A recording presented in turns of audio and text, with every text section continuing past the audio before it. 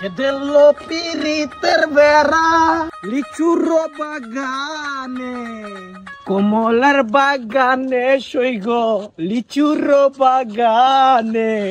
খিস বাইছে কি অবস্থা ব্রো? শরীরটা ভালো নি? ভাই আপনি যে পুরাই চেঞ্জ হয়ে গেছেন। আগে দিয়ে খেত কামড়া দিতেন কেমনে কি? হেই ব্রো, ওতে কি নিয়ে টান দিচ্ছ কেন?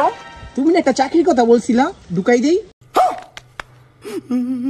মানে কসমেটিক্সের দোকানে? अबे साले जो माफ करना मैं আমার যে চেহারা কসমেটিকের দোকানে লইবো।